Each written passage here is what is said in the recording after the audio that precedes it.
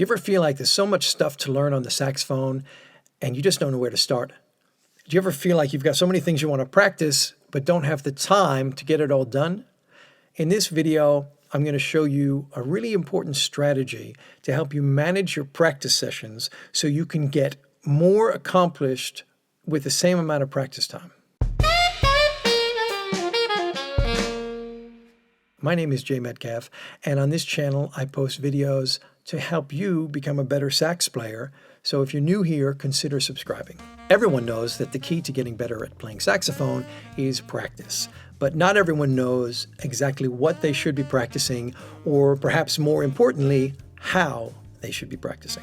If you follow the 3 tips I'm about to share with you, you will see a huge difference in the amount you can get accomplished with the same amount of practice time. Tip number 1, organize your practice session. I tell my students to break their practice sessions up into 3 parts. The first part is the warm-up. In the warm-up, you want to focus on your fundamentals, the things that are important no matter what kind of music you're playing. This includes tone, sound exercises, long tones, stuff like that. This also includes scales, arpeggios, and other technical exercises. You want to be spending about 25 to 30% of your total practice session on the warm-up. The next section is where you work on new material that you cannot yet play well.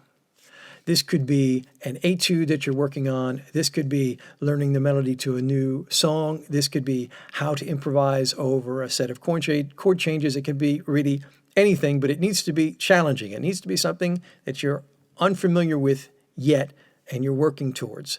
This section, you want to spend about 40 to 50% of your total practice time. The third section is where you play for fun and just the enjoyment of playing the saxophone. It should be about 20 to 30% of the time you're playing. Here you want to relax and just focus on making music, but at the same time, incorporate the elements of the new material you worked on in the middle part of your practice session, as well as always keeping in the back of your mind the fundamentals that you focused on in the first section, the warm-up. The reason we limit ourselves to just 20 or 30% of having fun is we want the majority of our practice time to go towards improvement.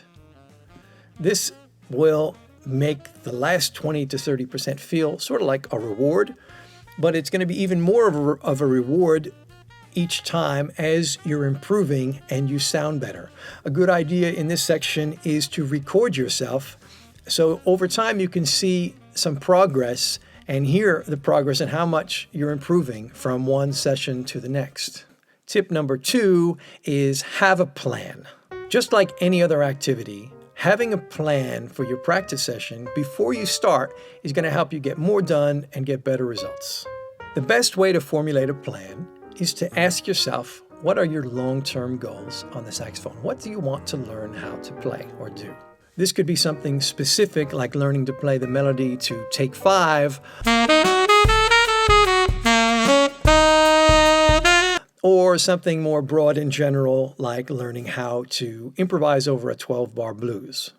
Choose a specific goal or two and write it down somewhere.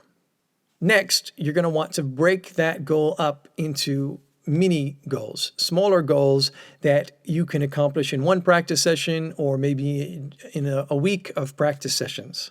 In my Play Sax by Ear course, we do exactly that. We take a large goal and we break it up into 6 small lessons that you go through 1 per day. Tip number 3 is consistency. The most important thing you could do to get better at playing the saxophone is to play every day. It doesn't have to be for hours and hours, but just getting the saxophone out, putting it in your mouth, and playing for 30 minutes or more every day is going to make an enormous difference. Try using the tips I'm giving you here and applying it to a practice session every day for a week. If you've ever tried starting to go to the gym and went every day for a week, you may have noticed that at the end of the week you're just feeling really sore, but you haven't actually lost any weight. This can be troublesome for your motivation to get back in the gym, and a lot of people stop. A good example of that. A lot of people stop exercising because they're not seeing the results they were hoping for. I can tell you with confidence that practicing the saxophone every day, even for a week, you're going to start seeing some noticeable improvement. And this is going to go a long way for getting you motivated to continue. Now, turn that week into a month, turn that month into a year and more, and then you're really onto something. If you follow these 3 tips that I've outlined for you, I promise that you will get more done with each practice session and you will see faster progress over time. Now, if you'd like some ideas on what to practice, head over to BetterSax.com, where there's tons of resources for getting better at playing the saxophone. I recommend my free Play Sax by Ear course as a great place to start. If you got some value out of this video, please click the like button. And if you haven't done so already, consider subscribing to my channel. My question for the day for you all is, how long do your practice sessions last typically? And how many days a week do you practice? Let me know in the comments below.